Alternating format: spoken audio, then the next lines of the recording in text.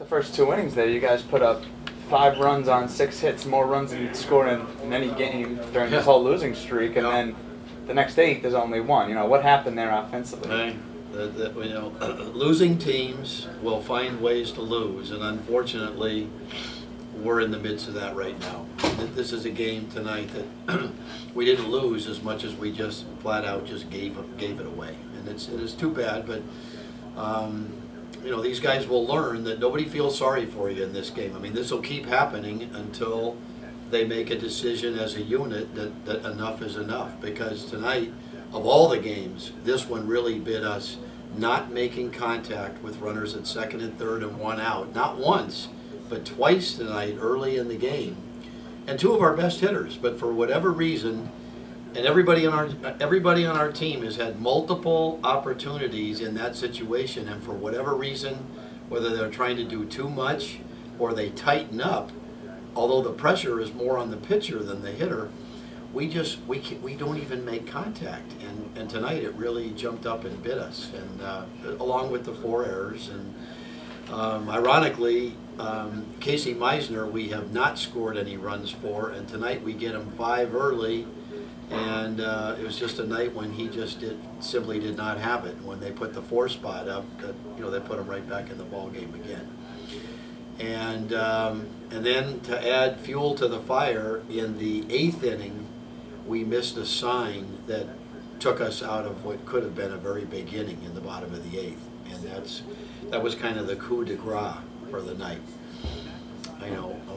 Cats executed real good, a hit and run, and got the ball to the right side, but for whatever reason we missed the runner missed the sign, and not going, the second baseman was able to get an out, although at least we got into scoring position, but it would have been a lot nicer to have first and third and nobody out. So we did a lot of things to shoot ourselves in the foot, and we'll just have to regroup again tomorrow. But it's no fun getting beat day after day, especially when we just give it away like we did tonight. Do you see the beginning of the game as sort of like a turning point? Like it sort of clicked a little bit for them that they were getting the ball in the back and. Well, I think that Rosario certainly, except for he was one of the 4 errors. I mean, he got a little too nonchalant on the you got to catch the ball before you make the tag. But other than that blemish, he had a fantastic game with the bat tonight. And running the bases, driving in runs. I think he was 4 for 5. Yeah, 4 for 5. Yeah. So he really put on kind of a show as to showing what he's capable of doing on the baseball field, and that was was exciting. And we are starting to hit the ball a little bit better, but the bottom line is trying to find ways to win. And as any team that's in a losing streak, you start to doubt yourself, you lose your confidence, and when it's close, you start to wonder, well, how are we going to lose this one? And tonight we manufactured a new way to do it. So we just have to regroup tomorrow, and at some point the guys will say enough is enough, and they'll add on runs and find a way to start making contact with a runner at third and less than 2 out. We're going to address that again tomorrow. Benny's had him situational hit every day. We've talked to him to try to get him to realize that the pressure is on the pitcher in those situations. Just get a good ball to hit and put it in play.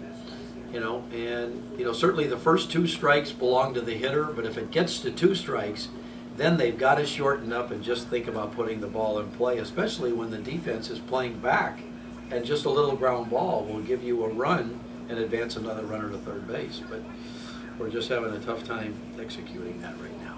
But now, from a coach's perspective, you guys say that you're working on sort of situational hitting. Isn't it kind of tough to simulate that, as opposed to actually being in the game situation? Oh, yeah, you could say, right? Oh, yeah, you're right. In batting practice, there's a guy on third, Mm-hmm. less than 2 outs. Yeah, get him in. But in the game, does it? No, that's sort of what's going wrong. There's no right? substitute for the game experience and the pressure that it creates. We have an extended spring before we came here. We would have teams compete and create situations and make it competitive, where the losing team would have to go pick up both teams would hit, and there would be no shaggers, and the losing team would have to go pick up the balls to try to create some sort of pressure. But no, your point is well taken. There's no substitute for the pressure of people in the stands and second and third in a tie game and having to make contact with the ball. And certainly it's become so predominant of a problem on our team that I think they're all pressing because they're so aware that it's a skill that we have not been doing. And like I say, tonight it caught up with, two of our better hitters, Urania and Katz. It happened to both of them early in the game, and they're two of our better guys. They're having success. So we'll just have to keep working at it. But the only painful lesson is that when the game ends up going extra innings, then it becomes a reality that, gee, back in the first, third inning, if I'd have just put the ball in play, we wouldn't be out here in this 10th inning right now. So you hope that it hits it home to the point that they get better. That's what part of this game is about, at mastering a level so that you can advance to the next level. Seemed like there were a couple of hit and runs and a couple of steals during the course of the game. Was that a decision, I guess, by the coaching staff to try to get the guys to be a little bit more No, aggressive? it's the style of play that I'm always accustomed to, and we want to play. We just haven't.